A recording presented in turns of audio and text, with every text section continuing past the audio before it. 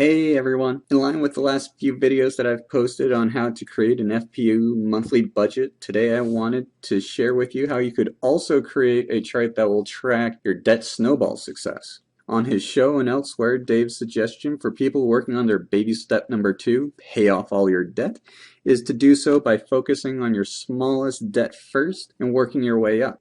This strategy is commonly criticized by financiers and other mathematicians who would argue that attacking the debt with the highest interest rate is the most efficient way to go. Nevertheless, Dave maintains that this method is best in actual practice due to the motivating impact these relatively small early wins has on people. Like a snowball rolling down a hill, he believes people are more likely to be successful overall by starting small and building up speed and confidence as they go. Now, in this fictional example, I track the expected balances of 5 separate sources of debt. And right off the bat, you might notice that 4 out of 5 of these lines here show a reoccurring pattern in which they all decline at a fairly constant rate up to a point, and then they suddenly decline much faster until finally they hit 0. Some slightly more observant viewers might also notice that this acceleration point occurs on the same date that the previously lowest remaining balance gets paid off. This is because, as a bare minimum for someone following Dave's advice, once a debt gets paid off, you should then plan on investing whatever you were minimally expected to pay towards the smaller debt, now towards more aggressively attacking the next smallest debt. Now, keeping in mind that this right here only establishes your baseline, so long as you continue to aggressively attack your smallest debt, which does mean making additional payments above and beyond the minimum amount, you should be able to get to the bottom a lot quicker. In any case, in my example here, I have my last payment being paid off in March of 2020. Seeing this, I don't know if that's good or bad. Hopefully after reading his books, listening to him on the radio, or whatever, hopefully you possess the confidence to say, I can do better than that. Okay, but whether you possess that confidence or not right now is fine. For now, let me just show you how I went about creating the logic for this chart. Now for this chart, you're going to want these 4 tables here. The 4th one might be necessary. I'll let you decide. For the first one, your debt summary table, where you have the list of debt names, their beginning balances, the APR, and the minimum monthly payments for each one of those debts. Now, for simplicity's sake, you will probably also want this adjusted APR calculation in column D as well, so you don't need to do this calculation later on in the more complicated formula that is the yellow table. Now, one potential flaw that I'll admit for my logic here is that it assumes that these values in this summary table are static. If you have APRs or minimum monthly payments which fluctuate, then you, sir, are going to need to do some additional legwork in order to ensure chart accuracy.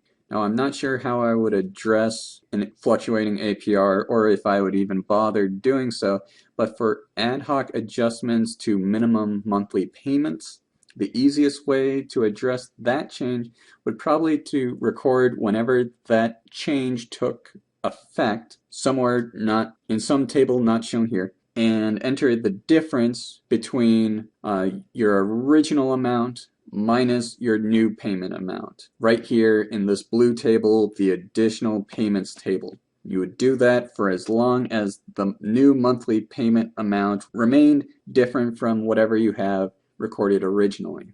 Okay, so basically you'll be using this blue table to record whenever you make payments on a debt beyond the minimum payment amount recorded in your summary table, aside from when you are applying old minimum payments from old debts that you have already paid off to the next smallest remaining balance. That logic is already being assumed in the yellow table. The yellow table is your workhorse table. Here I have the first of each month in the first column, and I should note that When I first started on this chart, I did not actually know when all of my debts would be paid off. So what I did is I wrote whatever the first month would be, and then I used this formula to add 1 month to whatever month is recorded above it. And I dragged this formula down roughly 100 rows.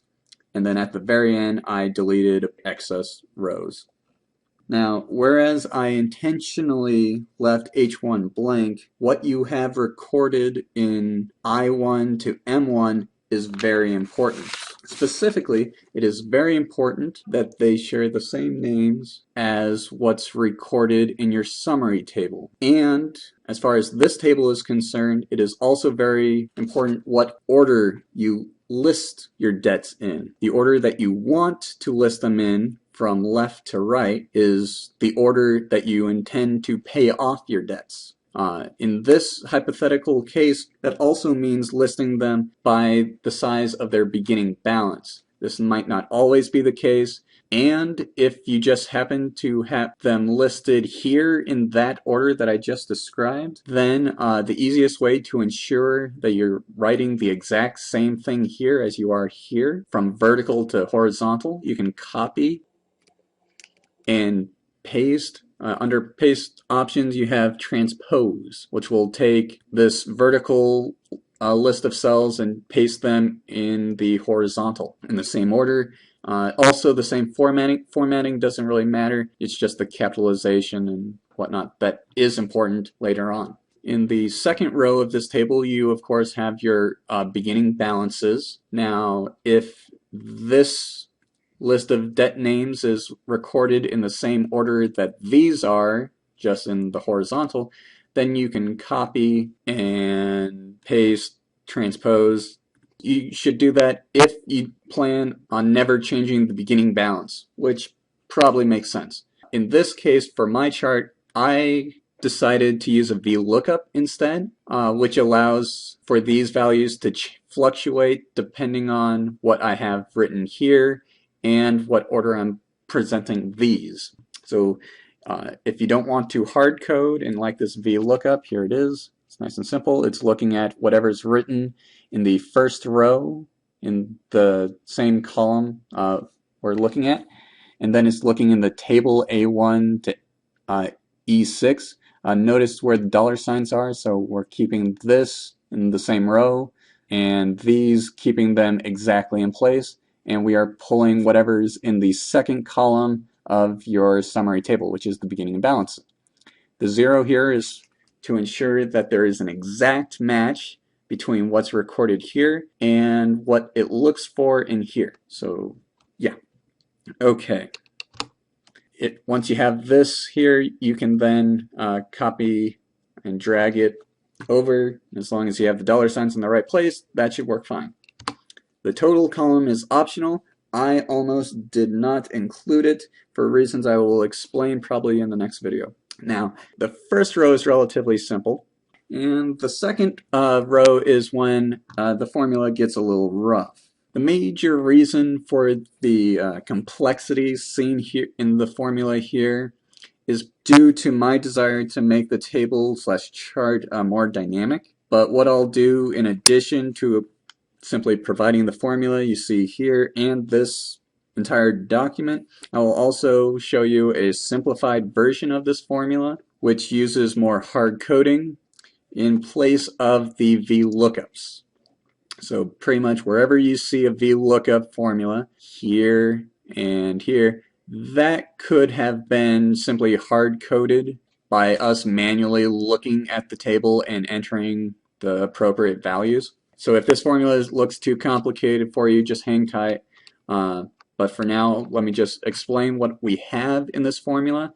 So logically, what do you think we would want in this cell here? What we want to do is we want to take what is the previous value, I2 in this case, and then we are going to multiply it by the interest rate, which is the APR divided by 12, and then plus 1 so that it's increasing by that APR percentage. Okay. After it adds the interest, then we are subtracting the minimum monthly payment for that debt, which again we use another VLOOKUP for.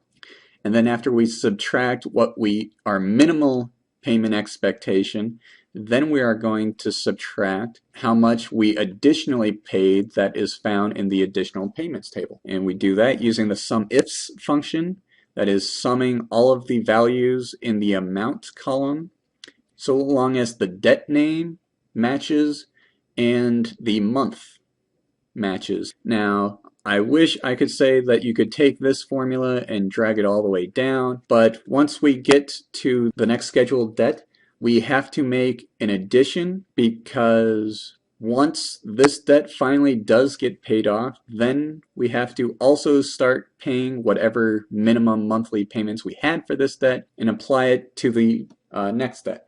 And if I skip to this cell here, this amounts to making this addition right here. So if the previous balance value in the left cell is 0, so if I4 is 0, which is for this, then we are going to look up what was the minimum balance for that previous debt. And if it doesn't equal 0, then we'll just ignore the step by doing comma 0. So then it won't subtract anything until this bottoms out. Okay, so let's go ahead. We had this formula here. I'm going to drag it over, and right before the SUMIFS here, I'm going to go ahead and do minus if this balance equals 0, then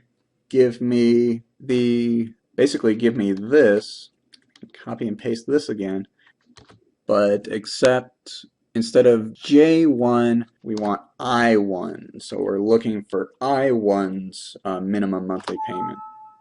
And if this doesn't equal 0, then we won't subtract anything, and then we can move straight on to the adjustments made in the additional adjustments table. There you go. Now you can copy and paste that one down. Moving on, now in this next debt, we're going to have to actually add to it further. Since we dragged the formula in J3 to K3, it knew to look for the credit card number 2, but what we also need to do, if J3 bottoms out, we also want to include the VLOOKUP again for I1. So now we're adding both minimum monthly payments for the previous 2 debts. Okay, carry that over to card 2. Formula's getting even bigger now. We have that VLOOKUP, and so it knows to look at the previous 2, but again we need to add the VLOOKUP for I1. I hope you guys are catching on to this pattern here. Finally, we're going to do the same thing to this one, to the VLOOKUP here, plus VLOOKUP, and changing the J to an I. Okay, once you have all of your debts for the second row, then you can copy and paste it down.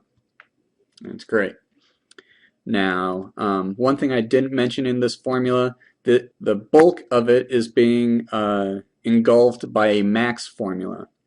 What the max formula is, it's saying, give me the max between all of this or 0. So this big complicated formula, of course, is only if you think you are going to make revisions to your summary table or to the order that your debts are listed here. But like I said previously, if you're not comfortable with this formula and the many VLOOKUPs, then you could alternatively pretty much replace every one of these VLOOKUPs with the actual value that you wish. Okay, great. So we're almost done. The cells in the purple table all pretty much equal what's in the yellow table, except for one exception, that in the case when the cell right above the cell that it's about to copy is 0, then it's actually going to give us an A instead. Okay, so that makes sense. Great. And now you are ready to insert the chart, which will actually have to wait until my next video, which I promise I will publish soon after this one airs. Thank you for watching. I hope this has been helpful to some of you out there. If you have any questions, please let me know. I will try to answer them. If not, just stay tuned for my next video update. Until then, I will go ahead and post this Excel file to my OneDrive. Thanks for watching. Bye.